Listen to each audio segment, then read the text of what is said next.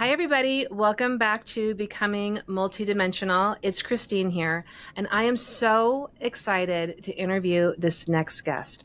This next guest is Scott Onstott. Scott first became aware of crop circles in the 2000s and published a crop circle coloring book in 2005. An architect by training, Scott spent years drawing crop circles in his CAD program. This experience taught him firsthand about the sacred qualities of geometry and opened his mind to taking unexplained phenomenon seriously. This openness, seen through his architect's eyes, allowed Scott to perceive things differently and see patterns of unexplained order in art, architecture, urban design, and the cosmos. In the 2010s, Scott created the Secrets in Plain Sight documentaries, which were viewed by millions. This journey ultimately led him to co-create Sacred Geometry Academies in the 2020s. So I am so honored, so excited to have Scott here with us to share some of his wisdom about sacred geometry and also to talk about the things that are currently sparking his interest in areas of curiosity. So I'm really excited to introduce you all to Scott Onstott. Well, thank you so much for having me on today. I appreciate the invitation, and I look forward to our discussion today. I do as well. I've heard amazing things about you. So my dad actually knows Scott, and so Scott has been on my radar for quite a long time in his brilliance. So I was looking into Scott's work and what he does, and just by getting on his YouTube, I've learned a lot about sacred geometry. So I would love, Scott, if you could maybe break down, like if I were a 5-year old, of why sacred geometry is interesting, perhaps just to the average person who doesn't know about it. Well, I think if, as a 5-year-old, you probably would have had no filters, and if you were to look at something geometric, you might be fascinated by it. And we still have that capacity within us. But most people have shut that down, such that geometry is a subject in high school that we had to take, and most people didn't like it, and so they don't want to hear anything more about it. But geometry is very useful in the world in creating buildings and engineering everything, and you couldn't really design anything without using geometry.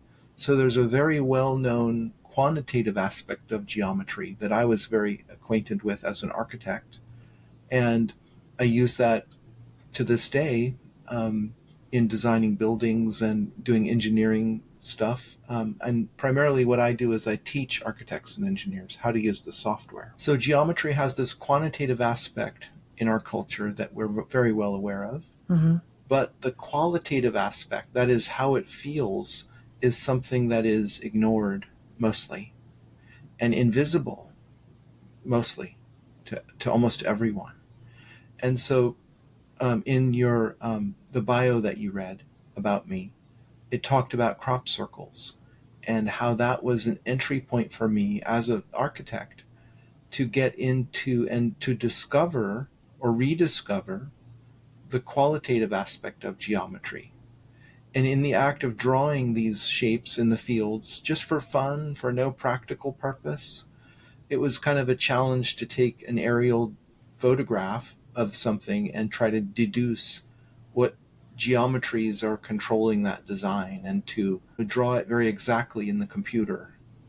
And that process was entertaining and engaging in a way that was just for fun. And I got really into the qualities of the geometry and how a five-fold geometry feels very different than a six-fold, for example. And I was having so much fun, I thought, wow, I'm really geeking out here on drawing these crop circles.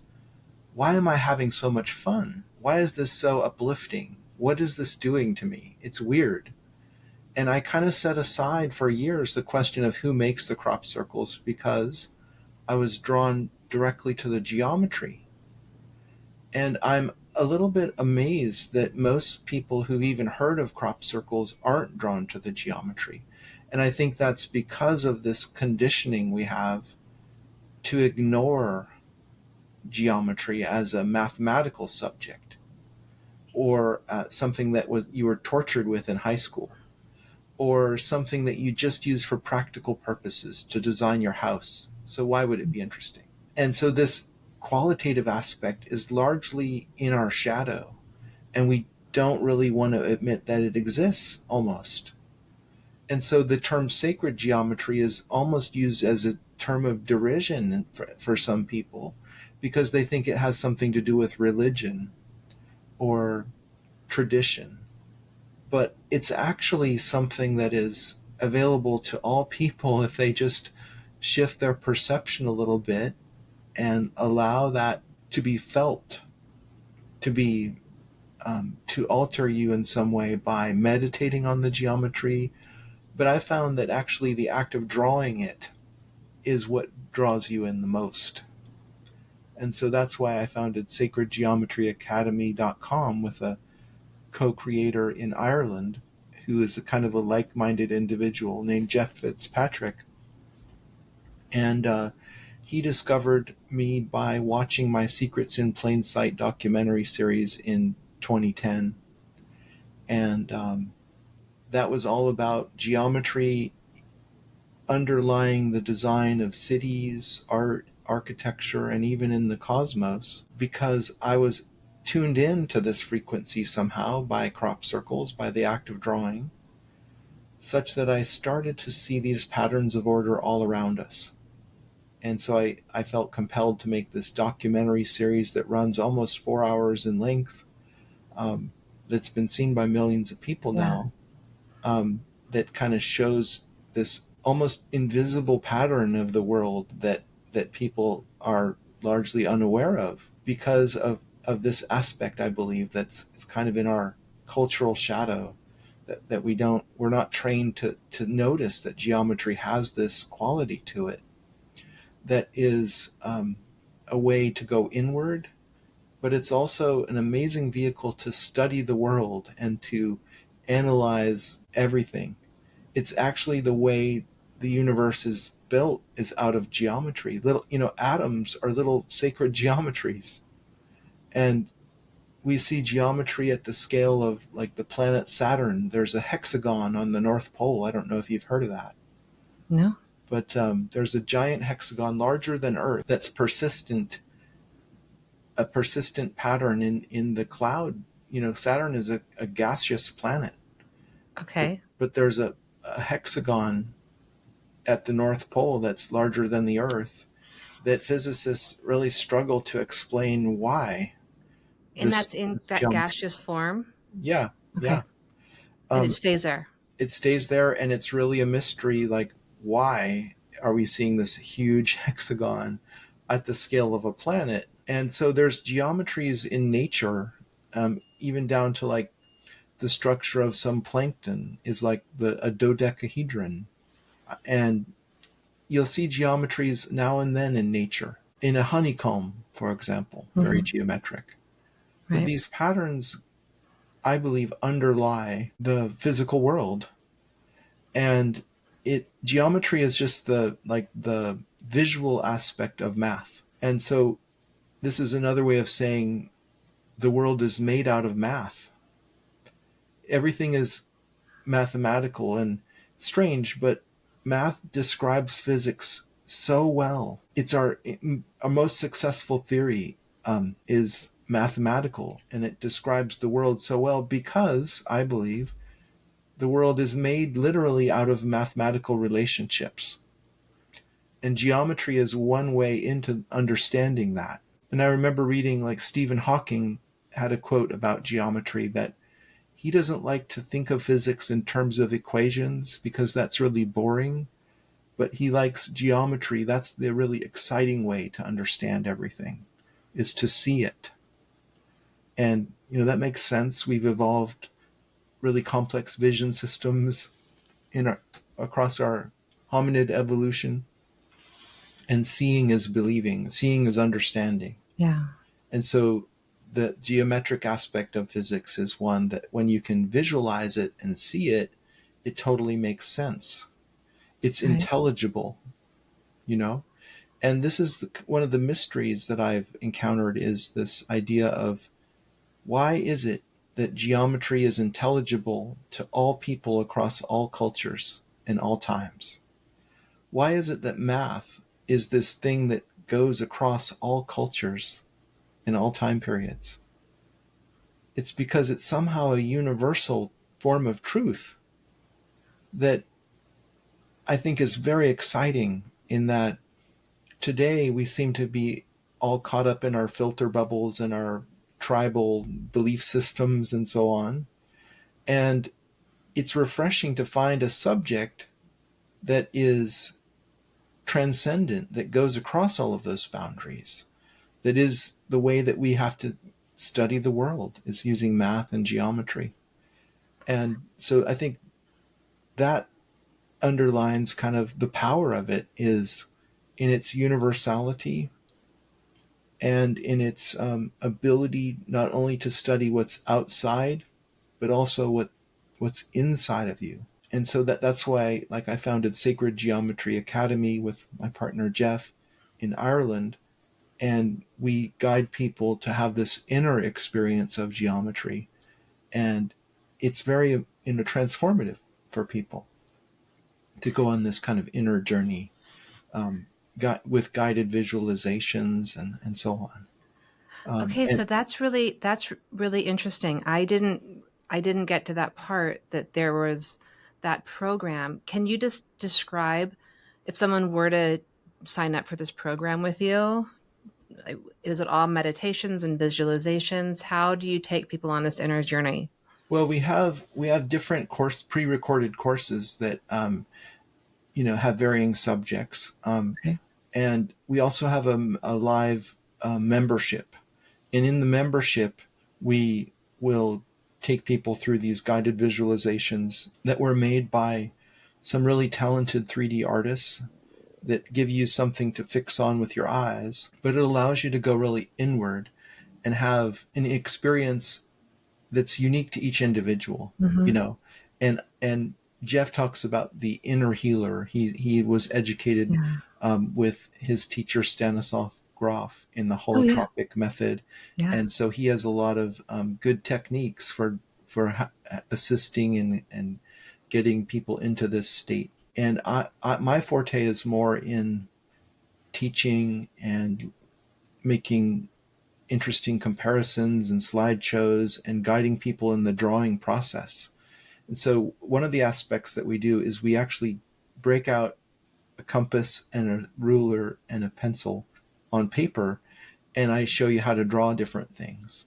And so, like, in half an hour, we can do an amazing sacred geometry diagram that connects the earth and the moon, squares the circle, encodes the Great Pyramid slope angle, expresses the golden ratio, and much more. And it kind of ties so much together in a really harmonious, pleasing way that I feel like we've rediscovered. You know, there was an author, John Michel, who published a book in 1973 when I was just an infant, that had this Earth Moon diagram in it. Hmm. And I feel that he rediscovered something that was known in ancient times, because I found the same diagram in the plan and section of the Roman Pantheon. John Michel found it in the plan of Stonehenge, and it's certainly expressed in the elevation of the Great Pyramid. And so the ancients knew these sacred geometries that tied together the ancient architecture and the cosmos. And we've only recently, in my lifetime, rediscovered that. And I can guide people through the process of drawing this simple diagram. It only takes a short time. Yeah. But when you draw it yourself, you become engaged in it and you become interconnected with it in a way that just watching a YouTube video about it can never do. So Right. that's the really important part, is you have to do it to Yeah. feel, to get the most out of that experience. You see? As It's but as you're saying this, it almost feels like, perhaps in you creating it, that maybe you're connecting to that frequency almost somehow, and so that's you feel it more because you're connecting to that very, very specific range. That's right. And it's hard to articulate, hard to really express, I find, Mm-hmm. because there's some kind of mystery at the heart of it. Okay. And drawing that engages you in the mystery. And that's why, Mm-hmm. like, for me, this whole process started with me drawing crop circles, and that activated me in some way. And I still can't really articulate why that works, but it does. So, what blows me away is why crop circles aren't taken very seriously today. They are either dismissed outright Mm-hmm. as a hoax, Right. or maybe a few people think aliens made them and they're all into that theory, but it seems very much on the fringes of society. And I think there are reasons for that because Okay. it's in our shadow. Just like the qualitative aspect of geometry is largely in our shadow. We just don't want to go there for some reason.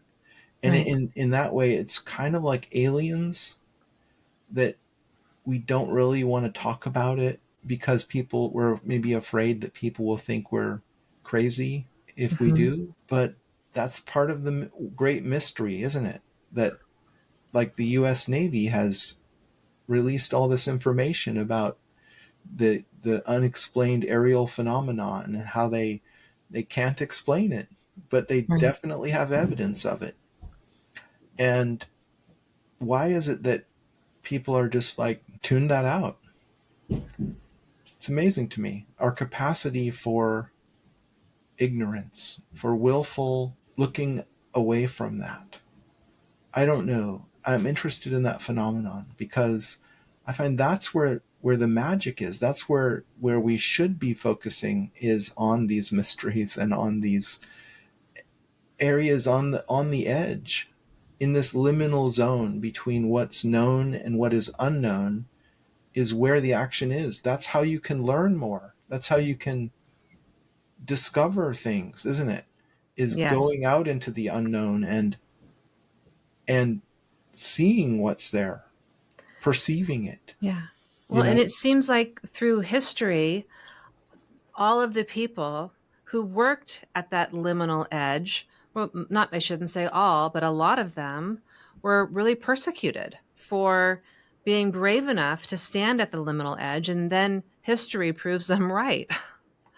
But so Sometimes it does, yeah. sometimes. So it is interesting that it's not just a current phenomenon that is in the shadow, but it traces back through a lot of history. Probably not all, but quite a bit of history where people really, it feels like, are afraid of these ideas that come from the liminal zone because it challenges their belief of this material world, of what their reality is. Maybe, in fact, their reality is not what they believe it, and that is terrifying. And so they want to Yeah. banish anyone who would dare to challenge their version of reality.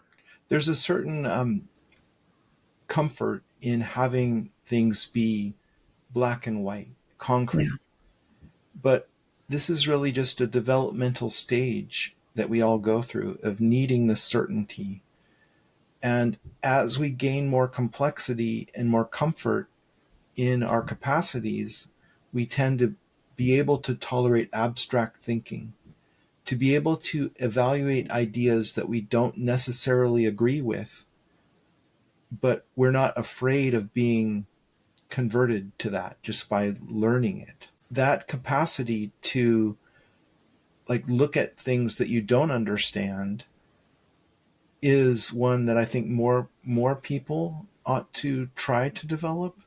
I think it has to do a lot with life conditions and the challenges of life. Because if you are hungry, or if you are um, food insecure, or if you aren't sure where you're going to sleep tonight, Yeah. you certainly don't have any capacity to tolerate abstract thinking. Sure. But as you become more comfortable, and maybe this is because I am kind of privileged in that I haven't had to struggle to survive so much. I've Hmm. I've been able to make a living and be higher up in Maslow's hierarchy of needs, Right. that I am really interested in expanding the frontiers and looking on the edge. And I feel comfortable in that zone. And yeah, I think that's where the real interesting stuff is happening, is in that unknown area where we don't have a full explanation for it yet. Yeah. So I had a really interesting experience yesterday, right along these lines of this unexplained thing happening and everyone dismissing it but one person. So I had a client in yesterday and she lost her grandfather a few weeks ago. And she was there in those final hours and those final moments to say, to be with him as he crossed over to another dimension. And in the house is a grandfather clock that has not worked for many, many, many years, but they've kept it because they loved it, but a non-functional, piece of furniture in the house. And right after he died, and their cousins and his sibling, lots of people are in this room. Right after he died, the grandfather clock started going off, and it hasn't gone off in years. And she was looking around saying, oh my gosh, that must, like, maybe that's him, something's happened, it's an energy, whatever it is. Like, this can't be a synchronicity that at the moment he dies the grandfather clock goes off. And everyone else dismissed it. They were like, no, it just did a weird thing. And she's sitting there going, what are the odds of, after all of these years, a grandfather clock going off at the same time he dies? And so she was sitting there in this room feeling like she's crazy because no one else could accept a different version of it just being a fluke. Yeah, that's exactly what I'm talking Yeah. about, is that capacity to think, well, maybe it is his spirit there. We don't know, and we Yeah. can't prove that it is, but why are we uncomfortable with that possibility? What's the big deal? It's Yeah. okay. Yeah. It's okay. And Yeah. she was just really dismissed and like essentially stop talking about it. Let that go. Yeah. That's often the knee jerk reaction. It reminds Mm-hmm. me of a, a friend of mine was in a nearby town, on another island. I live on an island in British Columbia. So he was on another island along this kind of boardwalk area on the waterfront. And in the distance, he saw like an unexplained aerial phenomenon of lights Okay. moving around at right Mm-hmm. angles and really weird. And he took out his phone and he was videoing it. And he was like, wow. And then there were people, passersby, and he was pointing at it and saying, look over there, look at that. And people were just like, they didn't care. They don't want to look, like, get out of my way. Like, don't Yeah. bother me. And what is it about people that they don't want to be bothered by, like, the evidence? They I understand that you're busy and you're trying to get somewhere or whatever, but even when someone's pointing it out to you, like, look at that, a Mm-hmm. lot of people are still very dismissive of it and they don't want to hear about it. And if it was a UFO or an alien, they don't even care, or they don't want to know. And that just kind of blows me away, that Yeah. these things can be right over us. And half of the people don't even look at it or care. And Yeah. and a small minority of people are like, wow, That's amazing. yeah, It's almost like going through life willfully, like when a horse puts those blinders on the sides. It's almost like putting them on yourself because I just want to stay in my lane, what's right in front of me, and I don't want to see anything else. Is sort of what that image like comes up for me with what you're describing. yeah, exactly. It's like this comfort zone of just knowing what's right in front of you, Mm-hmm. going up. And in a way, it makes us seem more like horses. Like, I thought I was the rider, you know? Oh, yeah. I didn't know I was the horse, but oftentimes we act like the animal. And it's interesting that I think maybe it was Rudolf Steiner or another earlier philosopher who talked about how we have this lower animal nature and this upper kind of angelic nature. And life is kind of about deciding where you want to reside, you know? in Mm-hmm. your base instincts, you know, or can you arise above that and be motivated by higher pursuits? And I'd say like half the people are definitely like in the base instinct zone, in the red zone, if you will, and like it it takes a lot of work, I think, in life to move up through the chakras Mm-hmm. to I don't know, become open to new ideas and higher, larger scope of Yeah. action, rather than just your own life concerns.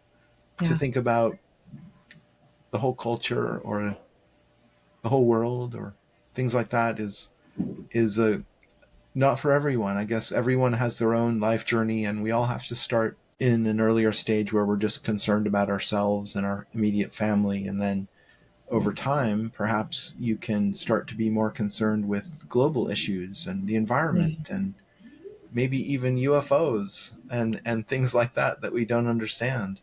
So you could see it as a privilege, but it's also something that one earns through one's life journey to become concerned with things that go beyond your own individual life. Represents something that you've achieved in your life, that you're no longer just concerned about your own survival. Of course you are still concerned about Yeah. your own survival, but if you feel safe with that, you can move on and become Yeah. concerned with how like the cosmos is arranged and how the moon and the earth are in this wonderful pattern, and what that says about the nature of reality, that consciousness seems to be behind it all, coordinating everything.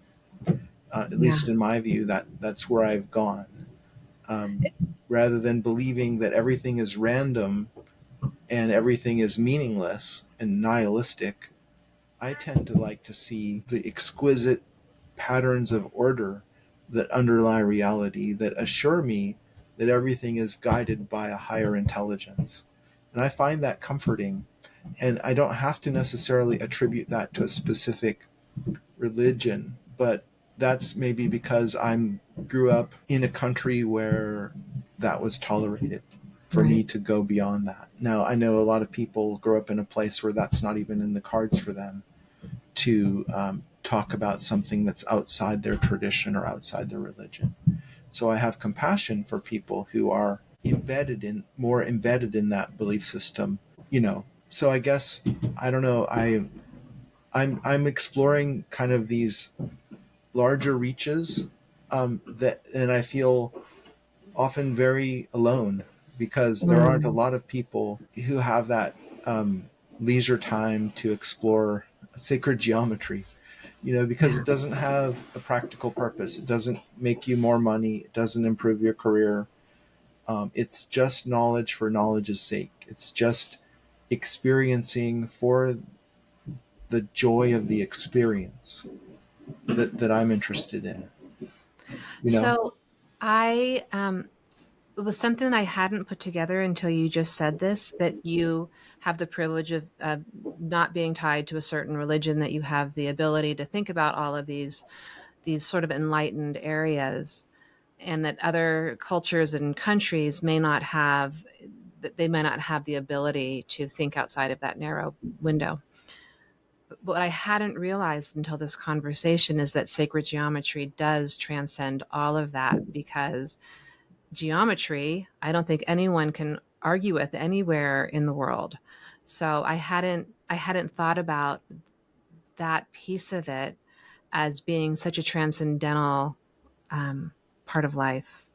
Exactly. That's it's unique in all the subjects under the sun, in that it is universal and transcendental. So I'm amazed that there's so little interest in it in the culture. Right. And yeah, I mean, like, scientists and physicists would say that if we were trying to contact an extraterrestrial species, Mm-hmm.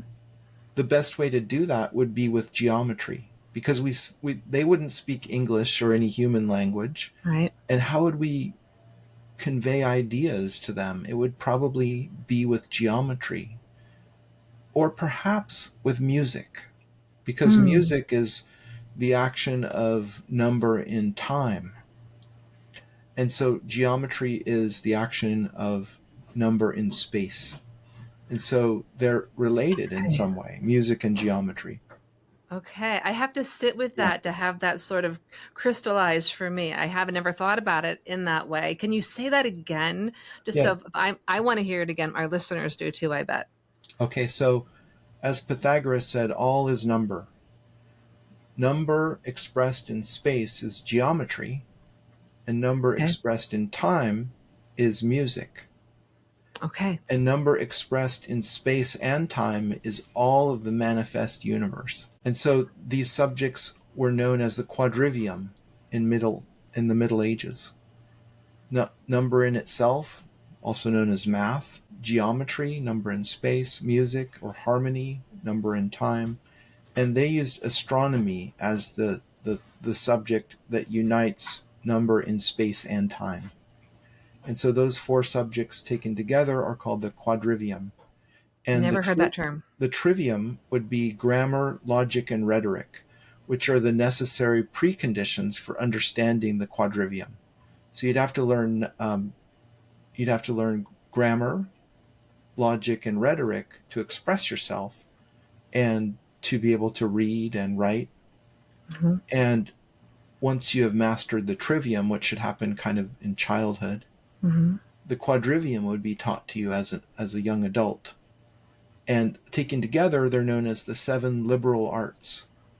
And so it's not liberal versus conservative here. It's liberal meaning liberating you from the mundane concerns of life. And the opposite school was called the servile arts, and in the Middle Ages. And these were things like blacksmithing, stained glass making, pottery making, building, all of the practicalities that we definitely need to Yeah. survive.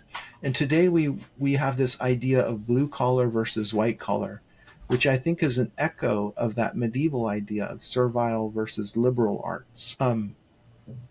But there's nothing saying that even if you're a blue collar person working in a blue collar job, you can't, in your spare time, liberate yourself from the mundane concerns by studying the liberal arts on your own. It's available to all. You just need to have the capacity to have that interest and that feel like your needs are met, Yeah. so that you can devote time to studying these increasingly esoteric Right. subjects that don't bring you more money or more status or more worldly accolades. It's more about understanding the universe and our place in it and the Yeah. nature of reality. I would almost say it's like it's not you're not going to acquire currency to use in the material world, but it's almost currency for your soul in a way. Exactly. Yeah. And the fact that you say soul is kind of going against the dominant paradigm under which we all live today, physicalism or materialism, Right. where our scientists have rejected the notion of a soul because they can't weigh and measure it and pin it down and make it concrete. But I see that as a, a tragedy of flattening everything out into the material, because I think that life is more subtle. It is more complex than that. It's always going to be possible to reduce everything to materialism. That is Hmm. one philosophical stance you can take. But I think that it greatly limits us in understanding esoteric phenomenon, because I do believe that we have a soul, and I do believe there's life after death. And I do take the near death experiences seriously and the idea of reincarnation seriously. Hmm. And like you were saying, with the grandfather clock being activated by the grandfather soul, that's very real. And I think that it's in our cultural shadow to talk about the soul outside of religion, because we had to separate religion and science in the European Enlightenment. And we had, in order to allow science to proceed, outside of the dogma of religion, it had to be divided. Science had to take everything that we can weigh and measure, and religion had to take everything that we can't weigh and measure. And we still are left with this division in our minds. It's amazing how interconnected we are with the past, even in our thinking that we do every day. But we still have that division, and we Yeah. largely reject, at least in the secular world of the West, of this notion of a soul, unless you're in a religion that supports that. But Yeah. I think that you don't have to necessarily be a joiner into a large social group of people who all have the same belief system to recognize the existence of a soul. I think it's there. It's always been there. Yeah. Our ancestors seem to understand this better than we can today. Do you know what I wonder? It was just kind of coming in as you're talking. It's like, wow, I wonder if there's sort of an epigenetic memory that's part of it. And then also how dangerous it was when you think about the witch trials and all of those things, that if like you would be killed for having certain beliefs or thoughts or collecting certain herbs. So I wonder if there is something just within our DNA that may be a piece of us being so shut down to embracing something beyond the material world. I think that's true. I think there's a memory, there's an ancestral memory Yeah. of those kind of being burned at the stake Yeah. for proclaiming that there may be a plurality of worlds. This is what Giordano Bruno suffered in the year 1600 in Rome. I've never heard of him. Oh, he was a really interesting philosopher who went around talking about the existence of other worlds and the idea of reincarnation. And in the Corpus Hermetica, which was all about ancient knowledge being rebirthed in the Renaissance. And for his troubles, he got burned at the stake in Yeah. Rome. There's a statue of him in the Campo Fiori in Rome where he was burned at the stake. And he was, I think, the last person to be burned at the stake in Rome, which is great. Yeah. But this was what was going on in Christianity at that time. And we're seeing that kind of behavior in the Islamic world for people that go outside of what is official and approved. Right. They suffer a fate like that, and it happened before in Christianity. It doesn't mean it's any different now in other religions. We kind of have to go through that same evolutionary process in our minds, in our cultures, I think, to work out the fact that that isn't the best way to organize your Yeah. society. It's very repressive and very well. It keeps people in line, that's for sure, but it doesn't encourage new ideas because people are afraid to speak out. And yeah, I mean, we're very lucky in so many ways, Yeah. having grown up in North America, to be largely free to pursue our own paths. And Yeah. what's so amazing is there's so many different experiences that human beings are having on this planet in the year 2024. You know, I watched a video from Gresham College about witchcraft, and I was amazed that there's still a lot of people being killed for witchcraft in the world today. Today, Today, it's a big problem. I had no idea. Yeah, Where are there's a they lot. being killed right now for witchcraft? Sub-Saharan Africa. There's a lot of probably a lot of places in the world where that is a operative thing that's happening. And we Okay. think in the West, oh, that was like, you know, wasn't that in Dark the Ages. 1600s or something? Yeah. Yeah. Yeah. Yeah. Well, it was here, but it's still happening in other places. And yeah, I mean, we're all having a huge variety of experiences on this planet. I mean, what a spaceship we're on, where we can have basically Neolithic tribes people living in Papua New Guinea to people going to the into space on the same rock. On the same rocks, spinning around together, having these absolutely like wildly different experiences being here. Yeah. So, wow, what a diverse tribe we are Yeah. as a species. Yeah. It's also such an amazing time too. You talked, I didn't know about where the term liberal arts came from. So that was really interesting. My children went to a liberal arts high school, and yet I didn't know the actual true meaning of it. So thank you for enlightening me with You're that. welcome. Yeah. So back when there was the servile and liberal schools, um, there wasn't an opportunity for anyone in the servile schools to be able to really learn these enlightening ideas and explore that. But today, we live in such a miraculous time where all information is available all the time, from a To everyone who has a computer yeah, to everyone. I mean, so or a maybe not the phone. people in Papua New Guinea, so they Yeah. don't have that, or the Yanomamo in Brazil. They may not have that opportunity, but in the Western world, mostly, I think we have incredible opportunities to explore any kind of knowledge that we want. And this is like what a remarkable time. Secret teachings of all ages available at our fingertips. The only issue is that you are interested in that, and that's largely the problem.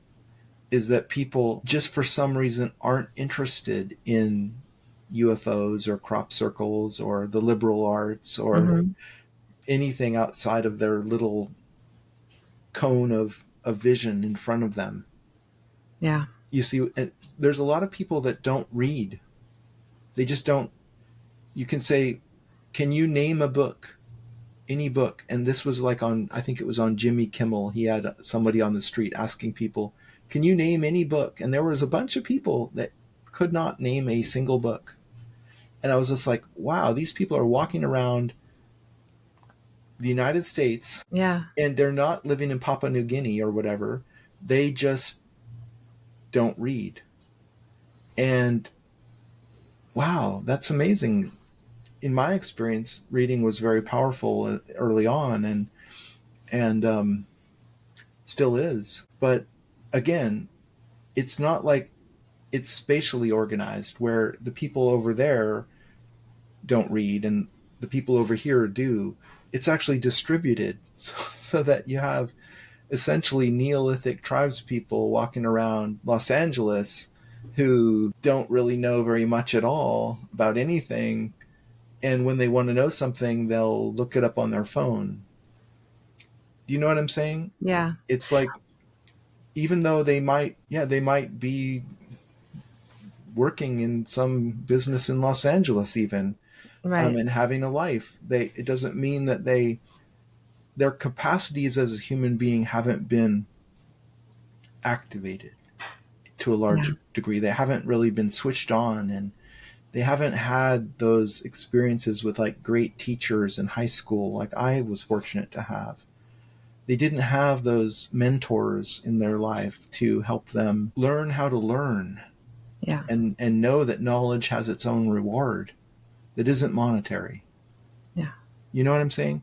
And I so do. how do we like, my job is to educate architects and engineers, and I'm just a natural teacher. That's what I Hmm. feel like I was put here to do, is teach things. But how does one draw the horse to water, and get them, and then have them drink? Like, it's difficult to know, but I think that improving one's life conditions really helps to give people, to make them feel safe and have food security and so on, and have a basic level of living, Hmm. allows you to then start to think about other things. I think that's true. I think if you're in pure survival, you can only see what's right. Your next meal, your next, the next piece of it. You have so much energy, and that's really all you can focus on. I sort of have a feeling. Yeah, and it's a lot of people are paycheck to paycheck in Hmm. that mode where they they don't have a lot of patience for things that aren't directly related Yeah. to that. Yeah. And I understand. I can understand that.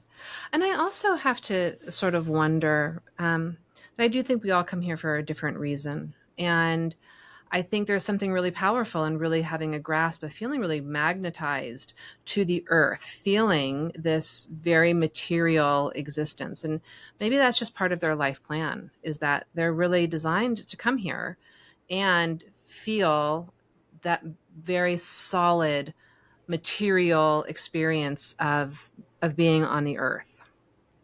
And then another soul may come in and they have a whole different agenda, and someone else comes in and they're like really up in their crown, they're really all out in the universe, and you know, their passion is about being so broad and expansive. But that like there are these tribes in Papua New Guinea having this one experience, and then you have billionaires shooting off, their rockets, going off into space. They were, it's sort of similar in a way that just being here in the earth and grounded is exactly what you're supposed to be doing. So that may be a piece of it also. Yeah, I think it. Yeah, I think that there's a lot of untapped human potential, and I like the idea of a universal basic income. I I love it. don't know how that would work out financially and Hmm. the whole plan behind that, Yeah. but I just like the idea of everyone having a certain baseline where Yeah. their rent is paid and their food is available And they have healthcare.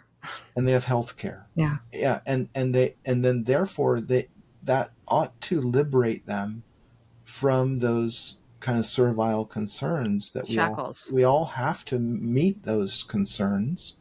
And if there was something that society could do to elevate people on this, what I would call like human level, it's like that threshold between the animal nature and the kind of higher realm nature, isn't it? Yeah. If you could give everyone that a platform that would bring them up to that level, then I think we would be amazed at the human capacities that would be manifested from all kinds of different people in the world that could contribute in a meaningful way Yeah. to solving our environmental problems and to going into space if that's what we want to do. Agriculture grown in beautiful ways. Don't you Yeah. sort of feel like that's where we're going? I mean, it may not be in our lifetime, but it feels like to me that's where humanity is headed. Well, that's the positive vision, is that we're on this trajectory to do those wonderful things and have hope and build a brighter future.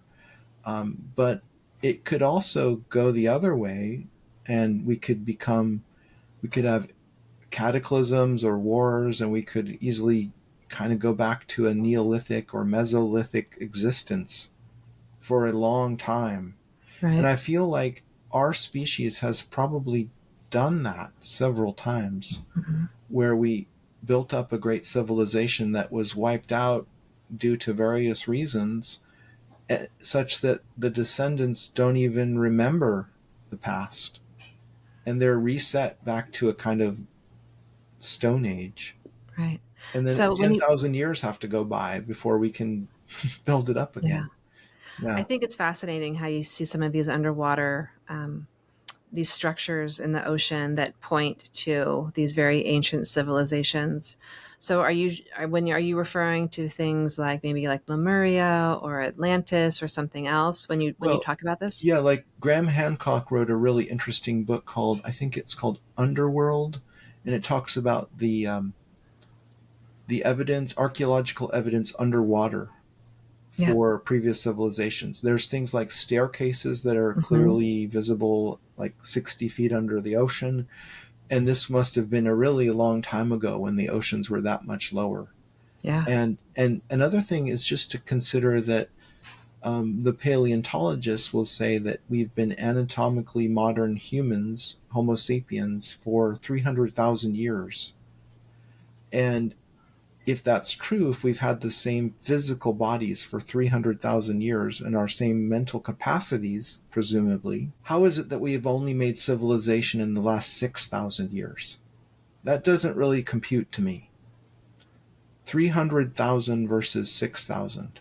What were we doing for 294,000 years? I think that we must have developed civilization. And you know what? During my lifetime, they've pushed our anatomically modern human boundary back from 50,000 years to 300,000 years. And they've also discovered things like Catalhoyuk and Gobekli Tepe, Mm-hmm. which push the idea of organized human settlements back at least, let's say, 12,000 years ago. So maybe civilization is at least 12,000 years old, but that's still just a tiny fraction of our time on this Yeah. planet with our same capacities. Right. And When were so the great Yeah, when were the Great Pyramids built? Just for people so they have a sense of what the timeline we're talking about. I think they were begun about 3000 BC. So that's about 5,000 years ago. Okay. Yeah. But the last ice age ended about 12,000 years ago. And so there was a long period of thousands of years there when the earth was very habitable. And the only kind of datum point that we have in that expanse is kind of Göbekli Tepe in Hmm. Turkey, where they had really complex stone temples that seemed to be astronomically related. Yeah, and I think there might have been an earlier civilization that Plato referred to as Atlantis, Hmm. perhaps. I don't know. I can't prove it, but it's one of Sure. those liminal things where I'm open to the possibility of it. Yeah. And I can see that this could happen again, where our civilization could be wiped out and we could forget that we had this whole time period and we could be reset again. Back to the Or Stone Age. back to the Stone Age. And I think that's why, like, Elon Musk has this idea that it's imperative in his lifetime to make our species interplanetary so that we have a hope of restarting civilization because we don't put all of our eggs on the one rock in the one basket. We have Okay. some people living on Mars, like 1 million people living on Mars is his goal. And then if there was a cataclysm on Earth, the people on Mars could presumably come back here and Repopulate it re-educate later. people again about all these technologies and everything like that. I think that's a Okay. wise move, long term. And he is an inspiring person to me because of his long term vision. Like, who Hmm. else is thinking about the next 10,000 years? Most Yeah, that's true. businesses are really only concerned with the next 3 years. Even a 5 year plan seems like a utopic fantasy to a lot of corporations. And it used to be that corporations had a 100-year plan. I was listening to Sandy Munro talk about his early experiences with Toyota in Japan and how the founder of Toyota had a 100-year plan laid out. And then, Wow. like, his grandson or some other people took over the reins of the corporation later, and they no longer think in that kind of long term way. And in fact, Toyota seems to have really dropped the ball with electrification. But Yeah. that's another story.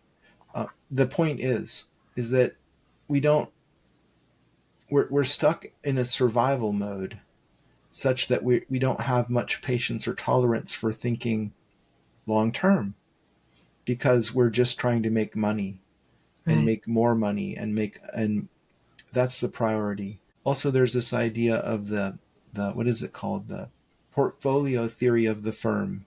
I've been reading about this in Palladium magazine, where a lot of dynamic companies have switched over to this kind of model that's run by MBAs rather than by engineers, where the Mm. corporation is thought of as a bunch of parts that make money rather than having a vision for the company of doing something important. Yeah. Like Elon Musk has like Tesla and SpaceX, Hmm. and those companies have a vision for doing something important in the world. Right. And that has a sense of giving people hope and a mission and a purpose. Hmm. And that's very exciting. But a lot of other companies just have this idea of, well, we're just trying to make money.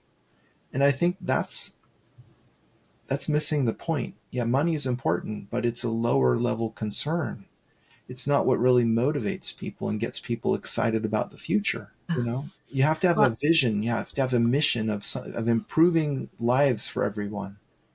well, You I know, think we all are starting to know that a little bit. I mean, I just think about myself when there may be a company that comes out and they sell a great vitamin, right? It's a local company. It's really a powerful supplement made with beautiful, great ingredients. And then some large company comes and buys it, and you sort of know, or you feel like once that large company comes and buys it, then they're going to go, oh, well, we don't have to buy that expensive of ingredients. Or if it's an olives, if we take 3 olives out of the jar, we can sell it for this much more. Whatever it is, it's like once the large company buys it, it's kind of done. You Yeah, just, and I watch those things when I'm like, for me personally, I feel I have no trust in those companies. So when a large company buys something that I'm currently using, I'm like, oh, that's done. I'm going to have to find some next small business that actually cares about what they're creating. They're not just trying to, enrich their shareholders. exactly. And also for bright people, why would you want to work in a large, complex bureaucracy corporation where they're just trying to maximize profit as compared to a startup where you can really get things that are exciting manifested in the world? Yeah. You see? So the real like intellectual capital goes to startups, because as soon as a company gets to a certain size, they stop innovating. And the only way they quote innovate is to buy up startups Mm, and swallow other people's creative visions into their ecosystem. yeah. And a lot And of startups have this vision of like, we're really hoping to be bought out by one of the megacorps eventually, and then we'll cash out, right. you know? And that seems to be like the bigger fish eat the smaller fish. But, I do think that, when you say, why would you want to work at those companies? Because I do think part of your life that it's not like having your work have a sense of purpose and meaning does so much for you on an energetic level. I feel like that it's not just about your paycheck. It's also about what the work that you're doing is creating, no matter what it is. You may be working for a bank, but if you really feel like you're smiling at people, you're helping people, you're whatever you're doing, you're doing it with a sense of purpose. And ultimately, I think there is some level of service to humanity in some way, whatever that may be. But it does feel like these larger companies don't tend to have that. It really all is about just dollars. Exactly. And that's not very fulfilling, is it? Yeah. I think that religion used to play a very important role in society of giving people a sense of purpose. Hmm. And at least in my part of the world, that doesn't work anymore. And so people are kind of adrift looking for a purpose. And that Yeah. inspires people to go on this seeking journey of looking into all different historical things in the world, and looking into this and this therapy and this modality and that one, to try to find something that gives their lives a sense of meaning and purpose. Yeah. Because I think as humans we need that. We definitely need a sense of hope and purpose and feeling interconnected with others. And I just think that's something that's left out of our culture at the moment, and it's causing a lot of kind of churn in society. Um, Yeah, as you're saying that, it almost makes me think, unfortunately, yesterday there was another horrific shooting at a school, and it just that makes me think of, these kids, like what's going on, that they're so disconnected from humanity in a way. they're disconnected from a sense of hope for the future. That they just want to end it all, and because our culture hasn't given them that feeling of purpose or interconnection with other humans, and it's tragic. It's It really is tragic. terrible. It's an end game at the moment. Well, and we really are such, and what we don't take into account is that our DNA, we're designed to be tribal. In a tribe, back when we were more hunter gatherer, if you were banished from the tribe, that meant death. And today, we just don't have that community and that sense of that tribalness that is so. If you don't have a close family, a close circle of friends, that can cause so much despair within people. Yeah. You know, it's interesting. A lot of people in different parts of the world, like let's say maybe in Africa or in the Middle East, people tend to identify tribally with their ethnic group, with their tribe. Mm-hmm. And the nation that was laid down by the European powers, they don't really identify with that concept. Right. They identify tribally. And yeah, we've kind of lost that. Like, what tribe are you in? I don't know what tribe I'm in. It would be comforting to have a group of people that have your back. And we're kind of adrift in a way in the West because we don't have that connection with the past that others automatically get. Right. Yeah. And so we have to make an intentional community. And that's what I'm trying to do with Sacred Geometry Academy, Mm-hmm. is try to find individuals who have that space in their lives, that luxury of being able to spend time exploring sacred geometry for the sake of it. It doesn't make you extra money or improve your career or anything like that, but it may draw you closer to other people, and it may give you a sense of community Mm-hmm. that's very reassuring, like spiritually.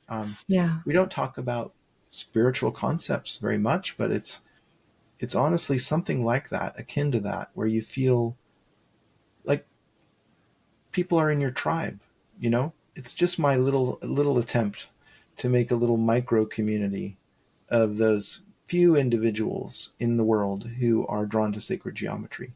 And they do come from all over the globe, but there just aren't very many of us. There really aren't. Well, it sounds like, I know that you've had millions of views on a lot of different things, but somehow it hasn't been broadcast enough yet, because I do think, because this is something that doesn't offend anybody. No one can be offended by the concept of math and sacred geometry, and it's such a unifying area of study, that can bring this sense of what sounds like enlightened thinking, and expansion within yourself. So, it sounds like it's like the bamboo, like it takes a while, that takes a long time for the roots to grow down, but then it takes off. Maybe. Yeah. Um, I'm enjoying the small group also Hmm. of individuals who are drawn to this. And it's very much like the crop circle phenomenon, where I would estimate it's in the thousands worldwide of people that would call themselves croppies, who like draw crop Crappies. circles in their spare Okay. time. And that means, I wrote this down here somewhere. Let me look for it. It's funny. If let's say I'm going to be generous and say there's 8,000 people in the world who would call themselves croppies. Okay. I think that's realistic. Well, there are 8 billion people in the world, so that would be 1/10,000th of 1%. And I said it would be generous to even call this a fringe movement. It's more of a rounding error to zero. And Okay. that's just where we are. But what's beautiful about that is that it is a little community of people. There aren't Hmm. that many people interested in crop circles. There aren't that many people interested in sacred geometry. But how cool is that? Because you can actually know a lot of people. You can actually Yeah. meet them. And, if there were millions of people interested in this thing, it would be a different ball game. It would be monetized, wouldn't it? There'd be Hmm. corporations involved. There'd be I wouldn't be able to say much because I would be crowded out by kind of these capitalistic machines. But that's not how Yeah. it is at all. It's just a kind of a friendly neighborhood sacred geometry community. You know? Yeah. So I don't know enough about crop circles, and you clearly know a lot. Can you tell us a little bit about your ideas about maybe where they come from, why they're here? Like, and I know you don't have the definitive answer, but just your feeling on them. Well, if you're new to the idea of it, and you haven't looked into it, you're not alone. It's 99.99% of humanity who is in the same boat. But I can tell you that it's a really interesting and mysterious phenomenon. The geometry is amazing, oftentimes really stellar geometry. And I believe that is the message, is the geometry. A lot of people get hung up on who makes them Mm-hmm. because there's this notion that they're made by aliens. And that may close the whole subject down for you right now. But it's clear that a lot of crop circles are made by people. Mm-hmm. It's not clear whether they're all made by people. I'm leaving it open that there may be some crop circles that are, in fact, mysteriously created. And there's good evidence about that. For example, a plane flew over a field, and then 15 minutes later, it landed at an airport and went back the same way. And there was a crop circle there that wasn't there 15 minutes before. And it was an Wow. elaborate one right across the Wow. highway from Stonehenge. Wow. I believe that was the Julia set crop circle that Okay. that I'm gonna have to story look at comes that one. from.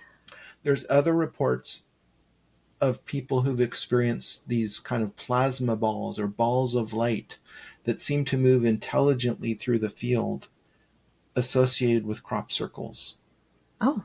And they seem to be able to hear what you're thinking about and respond to you in some way. And if you become afraid, they go away. There's also physical changes in the crops where there's these node length. There's nodes in, like, let's say, corn, and those nodes are bent over in a way that implies energy event. It wasn't just crumpled over. It's almost like it was grown over. It was, and some people think maybe microwaves could do that. So there's some physical anomalies, and there was this website called BLT Research that went into all of that kind of physical data about the changes in the crops. There's a lot of really interesting stories in the community about how these crop circles are made. For example, one of them has this kind of paranormal connection, and this is a story retelling that Colin Andrews, who's a crop circle researcher, told Okay. years ago. And there was a group of women meditating in a field on a specific crop circle design that they wished to have manifested. And so they were all focused on this image of a crop circle design that they wanted. And they did this, and nothing happened that day. But the next day, it appeared in a nearby field. Wow. Yeah, except there was a man who read about this, that they meditated on this crop circle and then it was made, but he said he made it. And in fact, he did. But the mystery is that he doesn't know where he got the idea for that crop circle. It came into his mind and he sketched it out in his notepad, and then he went out the next day and made it. And so, was there some kind of a paranormal connection there where the meditators influenced this maker of Yeah. crop circles to make a specific design without even knowing it? That is an amazing story. I've never heard that. Isn't that a cool one? Yeah. That's super cool. Yeah. And I think if aliens are making crop circles, wouldn't it be a brilliant move for them to influence human makers to make them without the Ooh. humans even knowing where they got the idea from? Just downloading it Just right into their downloading it, and mind. you feel like, I really want to go make this crop circle of this specific design Yeah. tomorrow in this certain place. Maybe that's an operative phenomenon. Maybe also these balls of light have something to do with it. There's also these military helicopters that are black helicopters, military style, with no markings on the tail, which is illegal unless it's a military aircraft. Okay.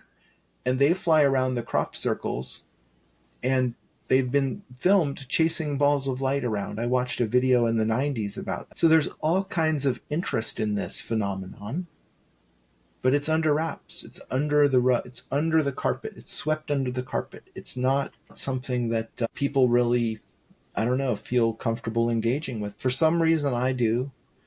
And I think I'm just drawn to the geometry. And I think that's the point of it all, is not to get sidetracked in all of the who did it, but to focus on the geometry, because that must be the message, right? It's kind of So, like this phrase of a finger points to the moon. The fool looks at the finger. or the person. Mm-hmm. The person is trying to point something out. The moon. You should look at the moon, right? Right. Not the person pointing the finger at it. Yeah. Yeah. And that's what the That crop makes circles, I sense. think, it's the geometry, stupid. Focus on that. And nobody seems to do that. I'm amazed by that. So Yeah. have you, it makes me think, oh, I have it here. I'm going to grab something. Um, because I have all these different decks that I use in my office with my clients. I'll have, after a session, I'll have someone pull a card and always had some amazing meaning. And this is one of my favorites, and it's the Sacred Geometry deck. And this was, I don't know if you've heard of it. It was inspired by crop circles. And so all of these cards have different pictures of these Oh, geometries, cool. Yeah. but they have a meaning. And so this person sort of, he says he's a channeler and he's channeled the meetings. Like this particular one, he says means frequency. And then it has a meaning here. So I will tell you, when I have people pull these cards, they're always pretty profound messages for the card that they're choosing. Have you been able, or is that something that you've worked with at all, of trying to understand what the geometry is trying to communicate? I find that very challenging. Yeah. To boil it down to a word. I think that's hard. I don't I don't know. I think it's like you can discuss these designs with others and everyone will have a little bit of a different take on it. And Mm-hmm. each person will add some kind of interesting new way of looking at it, such that we don't really converge on a specific meaning. It's more like a book, a novel. It's full of information. It's got a lot of information. I don't know, maybe there's a title to that book that could be frequency, for example, Mm-hmm. but different individuals seem to be able to unpack different Sure. things from it. And so I think I haven't been inspired. I haven't gotten a download to make a crop circle deck. I have made a crop circle board game that I haven't published yet. That Oh. uses the geometries of the crop circles in a way that you're matching up patterns. And I've looked at all the crop circles pretty much that have ever been recorded, and I've categorized them into different geometric themes. And What? so you use those themes in this game to play, and it's a very difficult game because you're like, it's easy to miss something. And so eventually I think I'll publish the game, but I just haven't been motivated to go through the whole machine of publishing a game. I'm really good at pulling things out of the ether and manifesting them in Mm-hmm. reality, but taking that and making a product out of it is not in my wheelhouse. It sounds fascinating, and it sounds a way for someone like me. I love this conversation is helping change my mind about math, because math for me has always been my most challenging subject. In fact, in college, my last math class in Santa Barbara, I chose to take a Babylonian math class. I was an anthropology major, and I somehow was able to skirt using this Babylonian math The, class it's to not, fulfill the requirement. I'd rather deal with hieroglyphics than numbers. And that's so base 60, right? so Yeah. it's good for me to have these kinds of conversations to renegotiate my relationship with math. Well, the way I see it is geometry has three aspects, and math is one of them. It's like a three-legged stool. Math Mm-hmm. is one of the legs. Okay. The qualitative aspect of geometry, the sacred geometry, is another leg. It's mostly invisible. But the biggest one is the quantitative use of geometry in engineering and architecture and design. It's using measurements, dimensions, diagrams. That's different than math. And so all three of those things are different ways of looking at geometry. But the real amazing thing is to realize that geometry has all of those aspects in it. any given geometry can be looked at in those different ways. You can look at the mathematical aspect of it, you can look at the quantitative dimensional engineering aspect of it, and you can also feel into that geometry and have an inner experience of it. And all Yeah. of those things, I think I encourage people to experience a little bit. I think most of us will have kind of a psychographic profile where we will be drawn to one of those legs much more than the others. And I think the sacred aspect of geometry is the most accessible because everyone seems to be able to do that and to feel good about it. The quantitative requires that you train your left brain a lot. And the mathematical is this analytical thing that is really abstract and difficult for some. But each one has its own rewards. I think the mathematical aspect is a way to get truth directly. The quantitative aspect is a way to appreciate beauty. And the sacred aspect is actually more of a path of inner knowing, like meditation is more like Mm-hmm. that. And so they have geometry has all of those things encoded in it. In a way, geometry is like the civilization building kit, and you just need to unpack it in different ways, and you can build a whole civilization from it. It's how it's exactly how every civilization has math to some degree, Yeah. and that informs their quantitative aspect, their building, their making of things. And I don't know if every civilization has the sacred aspect of geometry. Maybe they do in their sacred traditions, in the Trinity in Christianity, in the Trinity in Hinduism. There's always this kind of geometric idea of the gods or the most sacred protagonists of the religion. It usually Yeah. boils down to like the one or the three or the four or Yeah, you the know four. Well, yeah, like the Native American or in South America, the the four directions, the four elements. right. It always seems to Or be woven the through. 12 signs of the zodiac, you know another way of looking at everything. Mm-hmm. So you can look at that in a geometric way if you like, Mm-hmm. right? In fact, astrology is geometry. The squares are literally squares. The trines are triangles. The quincunx is a pentagram. The sextile is a hexagram. These are aspects that the signs have with each other. These are relationships that exist within the astrological chart. There's other ways of looking at the enneagram of personality, or there's a lot of these things map to geometries. Yeah. You know, So I think that Enneagram of personality is really interesting. I think probably a lot of our listeners don't know what that means. Can you just describe that? well, I encourage you to Google it, but there's a whole lot of books that have been written about the enneagram of personality as it relates to yourself, your relationships, and even in business. And there's like 9 different personality types essentially in this kind of system that relate to this enneagram. There was this thinker called Gurdjieff, who was in the early 20th century, who kind of explored these ideas of the enneagram, and he claimed that they go back to pre-sand Egypt, which is like really a long time ago when Egypt was lush. Pre-sand Egypt. So that's Yeah. like we're talking like before the 50,000 Ice years ago Age. or something. Yeah, Yeah. So that's going to be when it was green and fertile. right. And we know it was.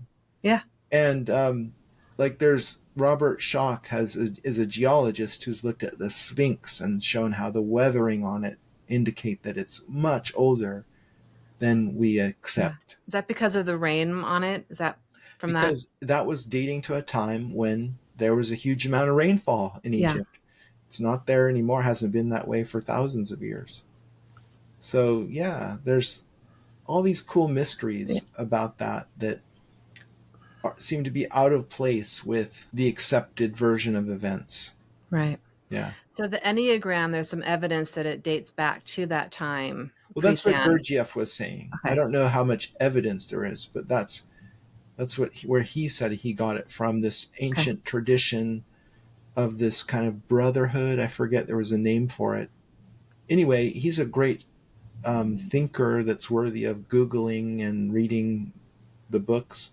He had a follower called Ouspensky who Okay. wrote about the fourth dimension and how it relates to all of this, um, who, who came after Gurdjieff. But there's a whole school of thought about this. It's a whole big thing. It's a big deal. If you haven't heard of it, it's where I it's have not. interesting. I'll be Googling this Yeah, tonight. yeah. So I have never been to Egypt, but I'm excited to go one day. But part of why I became an anthropology major was my love of ancient Egypt. So I'm sure you know a lot about like the Kemetic culture. Was that pre-sand Egypt? Was that part of this or did that come later? Like the land of Kem, Mm-hmm. Khem, which I think Yeah. means the Black Land. I don't know if that predates what we call ancient Egypt or not. I know that the term chemistry comes from that. Did not know that. Yeah, Oh my gosh. Chem. chemistry comes from that, and Okay. alchemy comes from that too. Alchemy is I did not know like that. an Arabic al-Chemi. It's coming from the land of Chem, right? The Okay. knowledge of ancient Egypt. In fact, Yeah. Pythagoras, the Greek, was educated in ancient Egypt. I did And not know so the that. Pythagorean triangle, I think, was really known in ancient Egypt. But our civilization seems to be, in the West, founded on Greece. And so we say Pythagoras was the one who came up with that. But really, that knowledge was floating around in common at the time. Um, and like Euclid of Alexandria wrote The Elements, which was the most published book in the West after the Bible for 2,000 years. And it lays out the rules of mathematical geometry in a really clear way. And Albert Einstein was really impressed with that. He said it was remarkable that we can ever know anything as clearly and as beautifully as Euclid expressed. And I think geometry in Euclid's method builds a rational mind. It is the way to develop left brain rational thinking. And Euclid didn't come up with all this stuff. He just happened to live in Alexandria 2,000 years ago, and he wrote it all down, all the stuff that was known at the time. He wrote it all down in an organized way in his book of the Elements. But those ideas must have come from thousands of years before. And yet he's very important because he made a book out of it. And So yeah, did go he ahead. write that book before the library in Alexandria was burned down? Yes. Okay, so there may have been a lot of information that came out of the Library of Alexandria. Yeah, we still have some of it, but a huge amount was lost. Right. It's a huge tragedy. And Yeah. what's amazing is scholars know, like, oh, there was this poet in ancient Greece who probably wrote a lot of great things because they're referenced all the time. For example, Sappho was this brilliant woman who was the most beautiful poet ever, and we only have a few of her poems, and it's such a tragedy because they were all Mm. lost. But we know that she had such stature, everyone loved her poetry because we've read about that. Right. But the actual text is gone. So if I had a time machine, I would love to go back to the Library of Alexandria and like lift all the books and scrolls off the shelves and bring them forward into the future, Yeah. because we would rediscover, it would be like a new renaissance of rediscovering all this ancient knowledge. That's what the Renaissance was Europe rediscovering ancient knowledge from antiquity. It means rebirth. It was Okay. the rebirth. And what happened was there was this wealthy Italian called Cosimo de' Medici, and Okay. I did watch a show on Netflix yeah, about him. yeah. So he had all these people going out and sacking old libraries and monasteries and things, looking for ancient manuscripts. And that project really bore a lot of fruit because the Arabic culture had preserved a lot of the ancient Greek knowledge. Okay. And he had Marsilio Ficino translate a lot of these works into, I don't know if it was Italian or Latin, but they were translated. And that basically fueled the Renaissance, because people like Leonardo da Vinci read all this stuff and they were blown away by the brilliance of the ancient thinkers. And, you know, Plato, Wow. Plato, for example, came out, was Yeah. rediscovered. And now the Arabic culture never lost it. And so it's kind of like the Europeans discovering America. Well, there were people in America. They didn't they weren't really discovering it. It was there and known. But it tells you who's writing the story, doesn't it? It's Yeah. Europeans. Yeah. So the Europeans rediscovered stuff from the past that showed how smart people were 1,500 years before. Okay. Yeah. I didn't realize that it was Medici that lit the match for that. Yeah, he did. He was a very important figure because he was interested in all this ancient knowledge. He was It was the first time when people started to be interested in things that weren't in the Bible. Because for a long time there was only the one book that you were allowed to Right. use. All knowledge was the Bible. You see the problem with that? Like, wow, there's a Yep. for as great as the Bible may be, whatever, Mm-hmm. it's only one book that you're allowed to read. It was a big deal when you can suddenly read hundreds of books. You got a Yeah. lot smarter. Yeah. Yeah. So that's what happened in the Renaissance. And that later led to the Enlightenment, you know, and splitting off from religion. And we're still feeling that today. I think it's time that we rediscover the ideas of the soul and the spirit in maybe in a new way that isn't tied to these traditions. I don't know if it's even possible, because whenever you have a system of belief, it gets concretized and literalized. And then you have 40,000 different sects coming out of different people's interpretations of the same source information. And yeah, I mean, I think the important thing is not to get to that stage where you concretize it and make it the word of God, because then it's no longer changeable, it's no longer improvable. That's the genius of the scientific revolution, was of creating this system where things could change and be improved and new theories could come about, and it didn't wasn't all based on the word of God, which could never change, but it was based on a previous thinker's ideas that could be overturned when better ways of understanding came about. That was a powerful way of revising and learning from your mistakes in the past. That was a powerful accelerant to humanity. Previously, it wasn't like that at all. It was set in stone. It was the one book. Yeah. And now we're in this point where we don't have one book. We're swimming in a sea of information. We have too much. We have no way of orienting ourselves, basically. And there's so many ways that information, I think, bombards us on a daily basis. There's so much information all the time. There's social media. There's television. There are just books. All these other avenues for constant streams of information. It's too much. Hmm. It's like, what did you watch last night on TV or on your computer or whatever, on your phone? Well, everyone will say something different. Hmm. When I was a kid, it was like, well, I watched Fantasy Island just like you did because it was the only show on at 10 p.m. Right? And you ran to go to the bathroom during the Yeah, commercials yeah, because you were out of luck. If you did not yeah, if you weren't super quick, you were going to miss it. There was no way of going back. exactly. And so we had something more in common when we had a culture where there was limited choices. But now Yeah. we have so many choices. My goodness, how would you decide which series to binge? You know, it's very personal. And I mean, in some ways, it's wonderful that we have so much choice, but it's sort of like in the supermarket when you go in the cereal aisle and there's like literally 100 choices. How do you know? You feel paralyzed. Like Yeah. what? I don't know what to get.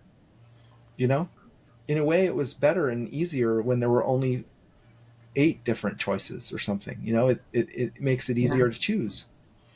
Yeah. Um, And talking about cereal boxes, our entertainment was reading the back of a cereal box. right. Right? So Yeah. there wasn't at breakfast time, there wasn't a lot more to do if you were going to not be talking to somebody other than read the back of a cereal box and then fight with your sibling for who was going to get the prize in the box when it came home. Exactly. I kind of miss those retro experiences Yeah. to some degree. I mean, how many different kinds of cereal does one need? It's a little out of control. It's a Yeah. lot. It's a lot of information. Um, but it's also such a beautiful thing that we have access to. I mean, and that's it's a problem for me and maybe for you as well because you can go down these sort of holes of from one thing to the next of discovering something new, and it's so fascinating and it's so interesting and expansive. Um, but I think there's an element of just having to put some boundaries in place and have a little bit of discipline. I've tried, quite honestly, I've realized, oh, I'm spending too much time doing that. And so I'm having to renegotiate my relationship with my phone and my computer because it is too much, even for me. Yeah, and we don't seem to have a good capacity for saying, you know what, I'm going to turn off my phone now. Yeah. I'm going to actually turn it all the way off. Does anyone ever do that anymore? No. Yeah. Yeah. I'm going to like Shut it all down. I'm going to go for a walk. And I'm not going to listen to any phone notifications, or I'm going to read an actual honest to goodness book. That's a rare thing increasingly. Yeah. I And don't I know. think There's I too many, think there's that too can many choices. Yeah. there's a lot of choices. Scott, this has been such an absolutely delightful conversation. You are clearly an unbelievable wealth of information. I mean, we could probably sit and go on down different nooks and crannies for 5 hours because I am this everything you're talking about is my interest. I love the ancient world, and you have an incredible breadth and of knowledge about so many things. I would love actually to talk to you again if you'd be willing to come back because I love all your information. Well, thank you. Yeah, I'd be happy to sometime. Yeah. Yeah, I love that you have caused me to really rethink how I feel about math in the world, and about some of these different ideas. I definitely want to look into some of these crop circles. A lot of ideas that I'm going to come back to and do a little bit more research on. I would love for you to let everyone know the best ways to connect with you, reach you. How do people find you? Well, I have a website called sacredgeometryacademy.com, and that's the best way Okay. to see what I do there and see if you'd like to join us. I encourage you to at least check it out. I have a lot of free resources there too. And I have that Secrets in Plain Sight documentary that's free to watch. It's almost 4 hours long. Check that out. It's all at sacredgeometryacademy.com. Yeah, so I went in and I created an account, and it looks like there's a secrets in plain sight, but it also looks like there's a free series between you and your partner where you have a series that you're taking people through. Is that correct? It's different. It's not a documentary, but we have a podcast that has lots of episodes that are all free. We Okay. And have what's the name of your podcast? it's called Reality Atlas. Okay. It So make used to it sure. used to be called the Geometer's Compass, but Okay. we've rebranded it. Okay. So you make sure to check out Reality Atlas, probably Spotify, Apple. Where Yeah, else? all the good places that you Okay. find podcasts, it's you can search for it there. Scott, really, truly, such an honor. I'm so delighted to have had this conversation. I feel smarter from having had this time with you. Thanks, Christine. All right. Take care. Thank you all for staying with us. See you the next time.